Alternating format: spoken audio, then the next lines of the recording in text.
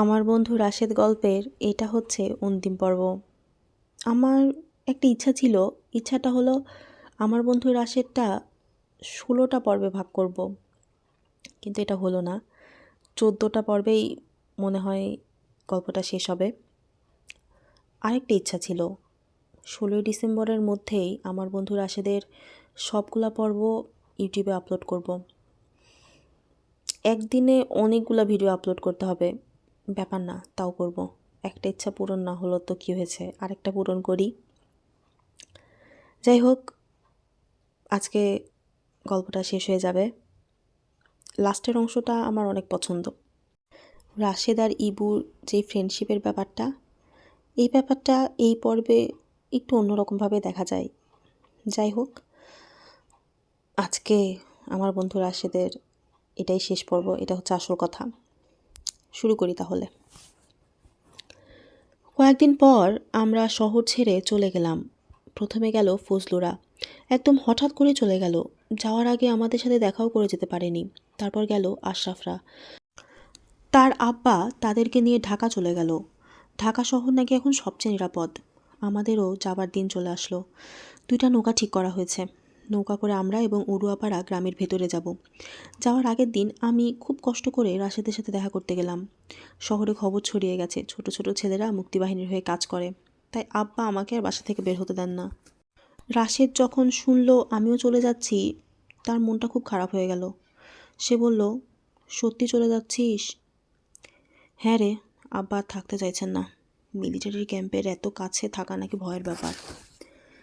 রাশেদ একটা নিঃশ্বাস ফেলে বলল, আমাকে তো তাইলে সব একাই করতে হবে।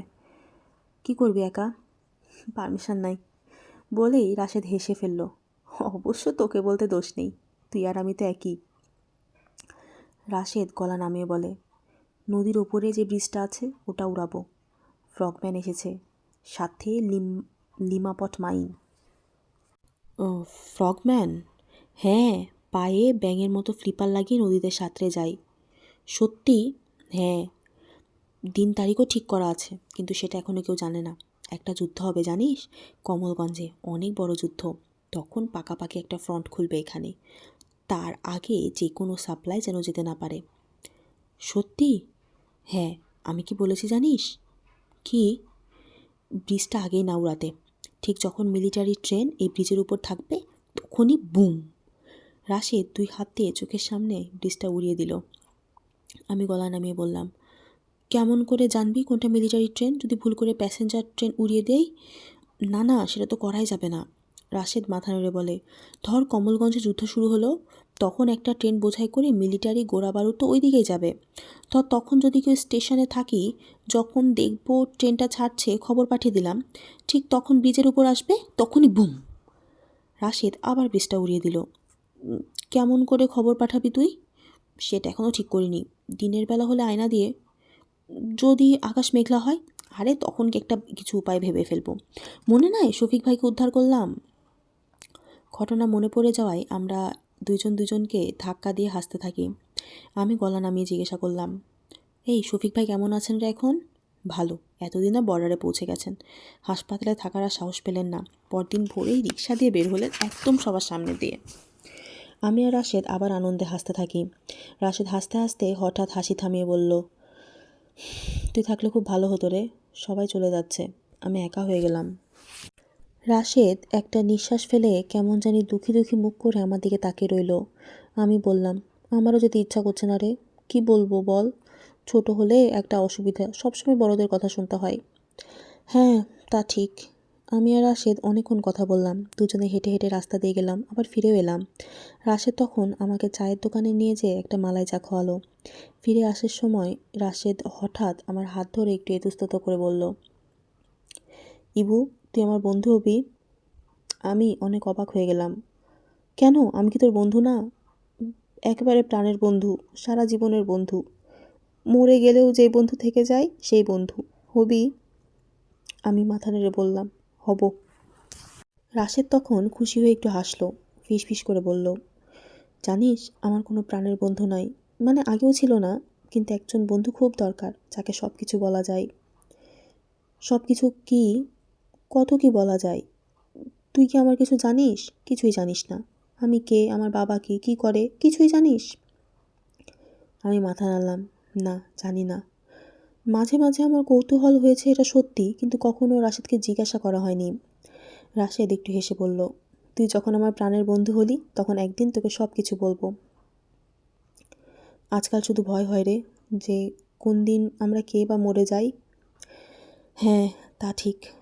রাশেদ হঠাৎ আমার মুখের দিকে তাকিয়ে বলল, আচ্ছা শোন, আমি যদি কোনো দিন মরে যাই, তুই আমাকে মনে রাখবি? আমার কথা মনে রাখবি তুই? রাশেদ কেন এটা বলল আমি জানি না, কিন্তু আমার বুকটা হঠাৎ ধক করে উঠল। আমি রাশেদের হাত ধরে বললাম, তোর বেকুব, তুই মরবি কেন? রাশেদ মাথা নেড়ে বলল, মরার কথা বলা অবশ্য ঠিক না। আমরা কত ছোট ভাব, কি তবু আমাদেরকে মরে যাওয়া বেঁচে থাকা এসব নিয়ে ভাবতে হয়। আমরা যখন রওনা দিয়েছি ভোরে, তখন 2টা নৌকায় আমরা আর অরুয়াপাড়া ভাগাভাগি করে যাচ্ছি। নৌকা দুটি যাচ্ছে নদীর তীর ঘেঁষে।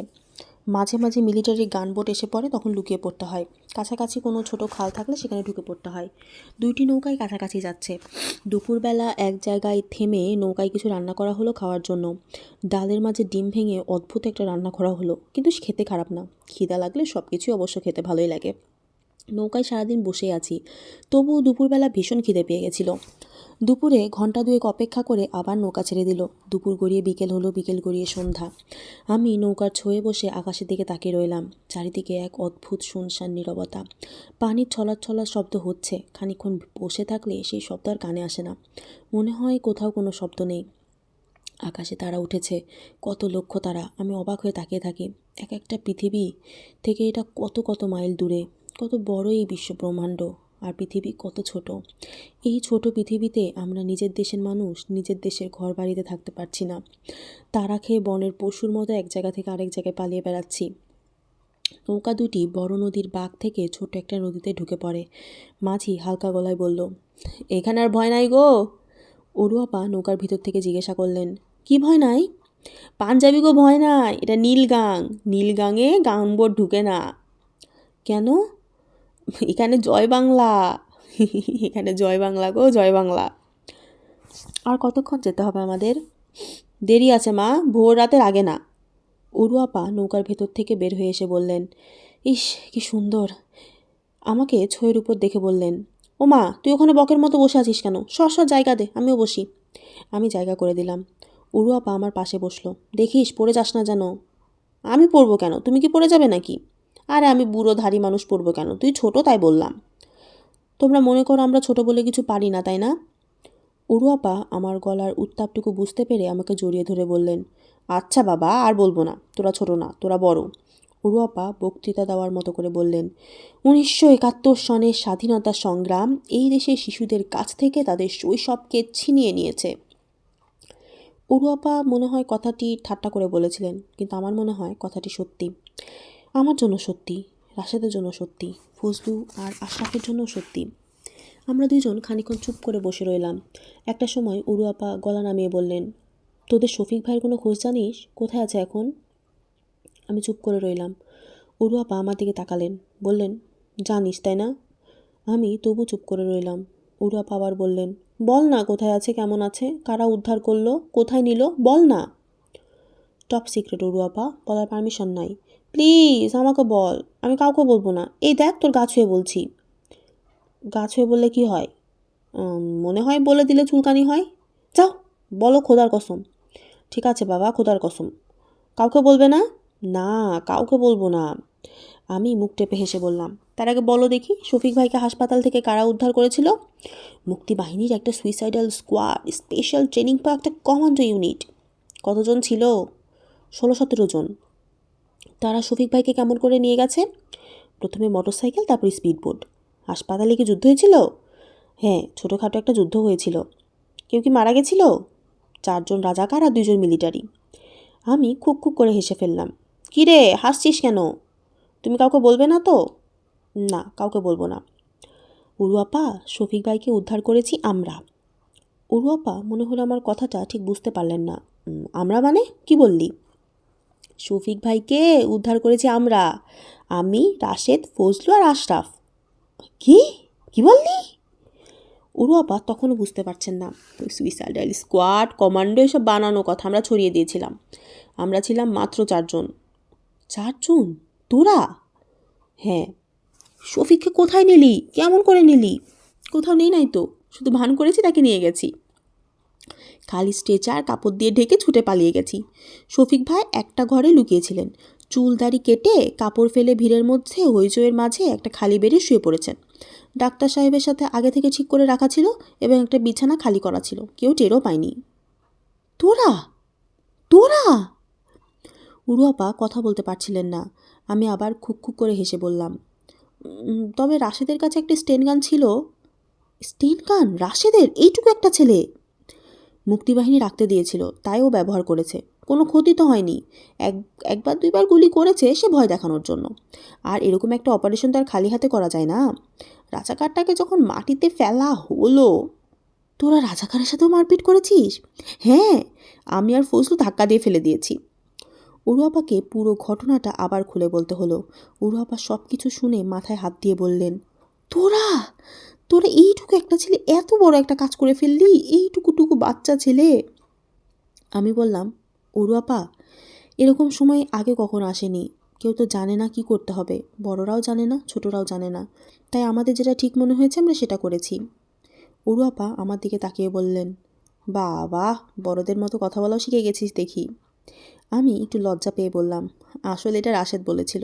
রাশেদ সবসময় বড় মানুষের মতো কথা বলে। আমাদের এই অপারেশনের বুদ্ধি এটাও রাশেদের মাথা থেকে বের হয়েছে। সত্যি?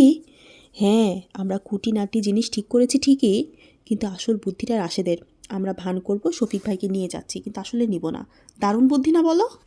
হ্যাঁ রে, দারুণ বুদ্ধি। শফিক ভাই পরের দিন সবার সামনে রিকশা নিয়ে চলে গেছেন। প্রথম রাত শহরেই ছিলেন, পরের দিন নৌকা করে বর্ডারের একটা হাসপাতালে চলে গেছেন। উরু আপা খানিকক্ষণ আমার দিকে তাকিয়ে রইলেন, তারপর শক্ত করে জড়িয়ে ফিসফিস করে বললেন, একটা দেশ মানে কি জানিস শিবু? দেশ মানে হচ্ছে দেশের মানুষ। যে দেশে তোদের মতো মানুষ আছে সে দেশকে আটকে রাখবে কে বলতো? বল তুই, কে আটকে রাখবে, কে? উরু আপা ঠিকই বলেছিলেন, দেশকে কেউ আটকে রাখতে পারেনি। যে যুদ্ধ বছরের পর বছর হওয়ার কথা ছিল সেটা 9 মাসে শেষ হয়ে গেল।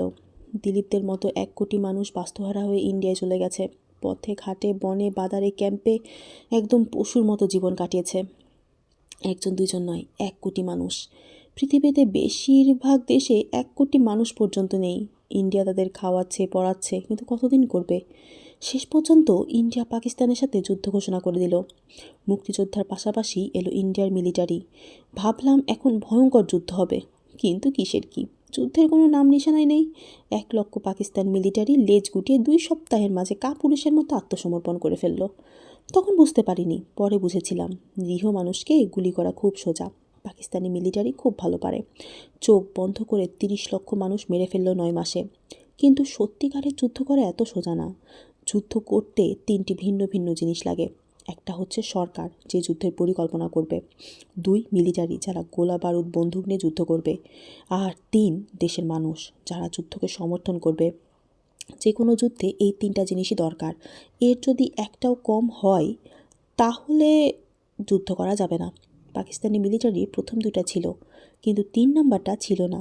সারা দেশের মানুষ ছিল পাকিস্তান মিলিটারির বিপক্ষে। তাই যখন মুক্তিবাহিনীর সাথে ইন্ডিয়ার মিলিটারি এগিয়ে এলো, পাকিস্তানি মিলিটারিরা খাঁটি কাপুরুষের মতো আত্মসমর্পণ করে ফেলল। সেটা সম্ভব হয়েছে এই দেশের মানুষের জন্য। যুদ্ধ করুক আর বা না করুক, দেশের সব মানুষ ছিল একসাথে। সব মানুষ ছিল মুক্তিযোদ্ধা। ডিসেম্বরের 16 তারিখে দেশ স্বাধীন হয়েছে। আমরা গ্রামের বাড়ি থেকে শহরে আমাদের বাসায় ফিরে এলাম। জানুয়ারির শেষে রাস্তাঘাট ব্রিজ কিছুই নেই। পাকিস্তানি মিলিটারি যখন দেখেছে আর কোনো উপায় নেই, তখন রাস্তাঘাট কলকারখানা ব্রিজ সব কিছু ধ্বংস করে গেছে। কাপুরুষের কাজে তাদের সমান আর কেউ নেই। লঞ্চে করে আমরা যেদিন শহরে পৌঁছালাম সেদিন জানুয়ারি মাসের 29 তারিখ দুপুরবেলা। আমাদের বাসার কাছে গিয়ে আমরা অবাক হয়ে গেলাম। দরজা জানলা আছে, কিন্তু ভেতরে কিছুই নেই। সব কিছু একদম তছনছ করে ফেলেছে। ভিতরে যা আছে সব ভেঙে চুরে লুটপাট করে নিয়ে গেছে। আম্মা যখন কোমরে আঁচল পেঁচিয়ে জিনিসপত্র টানাটানি করছেন, আমি তখন এক ছুটে বের হলাম খবর নিতে। প্রথমে ফজলুদের বাসায়। দেখি সেখানে আশরাফও আছে। আমাকে দেখে দুজনে চিৎকার করতে করতে ছুটে এলো, এই ইবু এসেছে, ইবু এসেছে। জাপটা জাপটি করা শেষ হলে তারপর বললাম, তোরা ভালো ছিলি? হ্যাঁ, বেঁচে থাকার মানে তো ভালো থাকা। রাশেদ, রাশেদ কই? আশরাফ আর ফজলু কেমন যেন চমকে উঠল, একজন আরেকজনের মুখের দিকে তাকালো। দেখলাম তাদের মুখটা কেমন যেন ছায়ের মতো সাদা হয়ে গেছে। আশরাফ 2 হাতে আমাকে শক্ত করে ধরল।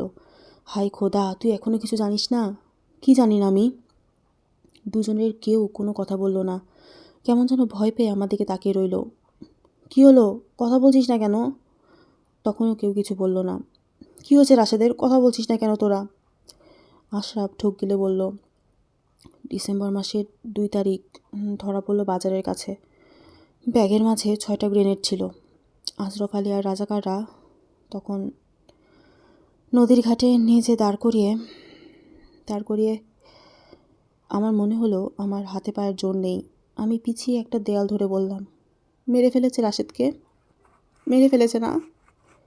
আশরাফও হঠাৎ ভেউ ভেউ করে কাঁদতে থাকে।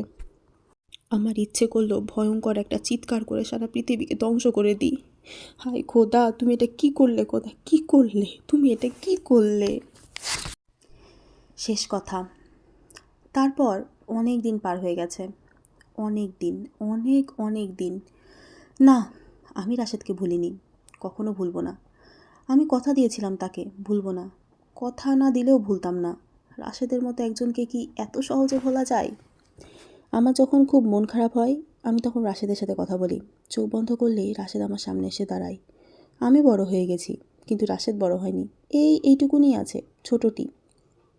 রাশেদ যখন আমার সামনে এসে দাঁড়ায়, আমিও তার মতো ছোট হয়ে যাই। আমি বলি, এই রাশেদ, কী হলো, কেমন আছিস তুই? ভালো। তোর চুলের এই অবস্থা কেন রে, মনে হয় পাখির বাসা? রাশেদ একটু হেসে তার আঙ্গুল দিয়ে চুলগুলি ঠিক করার চেষ্টা করে, কোনো লাভ হয় না, আরও বেশি এলোমেলো হয়ে যায়। আমি বললাম, এই জানিস শফিক ভাইয়ের বিয়ে? জানি। তুই কেমন করে জানিস? রাশেদ দুলে দুলে বলে, আমি সবই জানি, সব খবর আছে আমার কাছে। কাকে বিয়ে করেছে জানিস? কাকে আবার, ওরু আপাকে? হ্যাঁ, আমি মাথা নেড়ে বললাম। আমি যখন ছোট ছিলাম তখন সবসময় ওরু আপা আমাকে কীভাবে জ্বালাতন করতো জানিস? কিভাবে? বলতো আমাকে বিয়ে করবে। রাশেদ আবার হি হি করে হেসে বলে, এখন গিয়ে জিজ্ঞেস করিস না কেন? জিজ্ঞাসা করবি? রাশেদ, জানিস ওরু আপা আমাকে কি বলেছে? কি বলেছে? বিয়ের পর তাদের যখন বাচ্চা হবে, যদি তাদের ছেলে হয়, নাম রাখবে রাশেদ। রাশেদ হাসে। সত্যি? রাশেদ হঠাৎ খুব খুব খুশি হয়ে যায়, আবার জিজ্ঞাসা করে, সত্যি সত্যি নাম রাখবে তাই? হ্যাঁ সত্যি। আমিও ভেবেছিলাম আমিও তাই করব। কি করবি? আমি যখন বড় হব, আমার যখন বিয়ে হবে, বাচ্চা হবে, আমার ছেলের নাম রাখবো রাশেদ। কি বলিস? রাশেদ মিটিমিটি হেসে বলল, তুই আরেকটা কাজ কর। কি কাজ? তোর বাচ্চার নাম রেখে দিস লাড্ডু। তারপর রাশেদ হাসতে হাসতে গড়াগড়ি খেতে থাকে। একটু পর আমি আবার তাকে ডাকলাম, এই রাশেদ। কি? তোকে একটা জিনিস জিজ্ঞাসা করি। কি? তোকে তোকে যখন গুলি করেছিল, তোর কি ব্যথা লেগেছিল? রাশেদ কেমন যেন চুপ হয়ে যায়, কেমন যেন দুঃখী দুঃখী লাগতে থাকে তাকে। মাথা নিচু করে বলে, হ্যাঁ, অনেক ব্যথা লেগেছিল না? অনেক। রাশেদ আবার মাথা নাড়ে, তারপর আস্তে আস্তে বলে, ব্যথার থেকে বড় জিনিস কি জানিস? কি? ঠিক যখন বুঝতে পারলাম মরে যাব, সেই সময়টা আমার সামনে রাজাকারগুলি দাঁড়িয়ে আছে রাইফেল তুলে, পিছে আজরফ আলী। একজন আজরফ আলীকে বলে, হুজুর ছেড়ে দেন, এইটুকু বাচ্চা। আজরফ আলী চিৎকার করে বলল, সাপের বাচ্চা বড় হলে সাপই হয়। তারপর আমার দিকে তাকিয়ে বলে, কালমা পড়। তখন আমার বুকের ভেতরে কেমন যেন ফাঁকা ফাঁকা লাগতে থাকে। সেই অনুভূতিটা, মনে হয় আহা, এই পৃথিবী, এই আকাশ, এই বাতাস, নদী, গাছপালা আমি দেখতে পাবো না, কোনোদিনও দেখতে পাবো না, কোনোদিনও না। রাশেদ, আমি ধরা গলায় বললাম, আর বলিস না রাশেদ, কষ্ট লাগছে। ঠিক আছে, আর বলবো না। রাশেদ খানিকক্ষণ চুপ থেকে বলল, কিন্তু আর যেন কখনো এরকম না হয়, কখনো না। আমি আস্তে আস্তে বললাম, না, হবে না। রাশেদ যখন আস্তে আস্তে হেঁটে চলে যেতে থাকে, আমার থেকে মুখ আড়াল করে রেখেছে, কিন্তু আমি জানি তার চোখে পানি, অভিমানের পানি, এই পৃথিবীর ওপর অভিমান, এই পৃথিবীর মানুষের ওপর অভিমান। রাশেদ, তুই কাঁদিস না প্লিজ।